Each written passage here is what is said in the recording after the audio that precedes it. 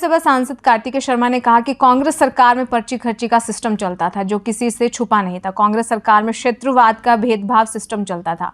अब केंद्र में नरेंद्र मोदी और हरियाणा प्रदेश में नायब सिंह सैनी की सरकार है तो पारदर्शिता से काम कर रही है और ठोक कर अपनी बात रखती है। राज्यसभा सांसद कार्तिकेय शर्मा रविवार को जींद में आयोजित ब्राह्मण सम्मेलन में भाग लेने के बाद पत्रकारों से बातचीत करते हुए ये बातें कही कि 10 साल की कांग्रेस की सरकार के अंदर क्या सिस्टम चलता था पर्ची खर्ची का, कैसे क्षेत्रवाद का भेदभाव का सिस्टम चलता था, वो किसी से छुपा नहीं है, ये सबके सामने है। और ये नरेंद्र मोदी और नायब सिंह सैनी की सरकार है जो पारदर्शी तरीके से ठोक के अपनी बात कहती है और साफ ईमानदार छवि की सरकार है जो अपनी बात बिल्कुल ईमानदारी से रखती है।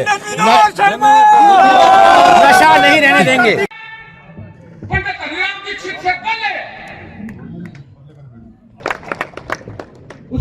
राज्यसभा सांसद कार्तिकेय शर्मा ने कहा कि जींद शहर में जो आशीर्वाद मिला है वो काबिले तारीफ है। ब्राह्मण सम्मेलन में जो भी बातें सामने आई हैं उस पर चलने का काम किया जाएगा।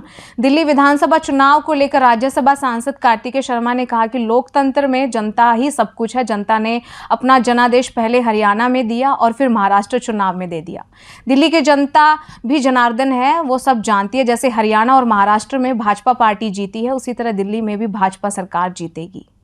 और यहाँ पर सबकी बात सुनी और जो बात उन्होंने रखी है उसको बहुत ही ध्यान से मैंने सुन के संवेदनशीलता से जो भी तरीके से और जो उचित पटल पे रखने की बात है उसको उठाने का काम करूंगा, रखने का काम करूंगा। ये जिस तरीके की नीति और नियत देश के प्रधानमंत्री श्री नरेंद्र मोदी जी की है युवाओं के प्रति कि उनको ज़्यादा से ज़्यादा रोजगार मिलना चाहिए, पढ़े लिखों को भी अनपढ़ों को भी, चाहे स्किल डेवलपमेंट के माध्यम से हो, और एक ट्रांसपेरेंट तरीके से नौकरियां मिलनी चाहिए। ट्रांसपेरेंट पारदर्शी व्यवस्था के तहत लोगों को नौकरी मिलनी चाहिए मेरिट पर।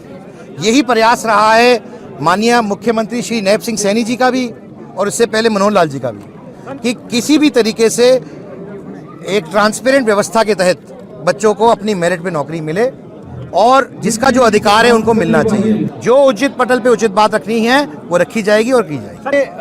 किसान हमारे भाई हैं, हमारा अभिन्न अंग है और उनकी कोई भी बात सरकार हल्के में नहीं लेती है, बहुत संवेदनशील है। जो भी उनकी दिक्कत समस्याएं हैं उनको दूर करने का काम करेगी। हरियाणा ऐसा पहला राज्य है जहां 24 फसलों के ऊपर MSP देने का काम किया जा रहा है। हमारे पड़ोसी राज्य है पंजाब के अंदर भी ऐसा नहीं हो रहा है। तो कुल मात्र एक राज्य है पूरे देश के अंदर जहां पर किसान के हितों की बात सरकार कर रही है, उन्होंने की है। कहीं कोई कमी रह गई या कोई नई डिमांड है या कोई नई बात है तो उनको भी सुन के उनके लिए भी एक्शन दिया। मैं सिर्फ ये कहूँगा कि जनता जनार्दन होती है लोकतंत्र के अंदर, सर्वप्रिय है और जनता ने अपना जनादेश अभी हाल ही में हरियाणा में भी दिया है और महाराष्ट्र में भी दिया है। और जनार्दन के सामने कुछ और बोलना उचित नहीं है। दिल्ली की जनता भी जनार्दन है, वो भी अपना जनादेश देगी। जैसे हरियाणा और महाराष्ट्र में भारतीय जनता पार्टी जीती है वैसे ही दिल्ली में भी जीतेगी।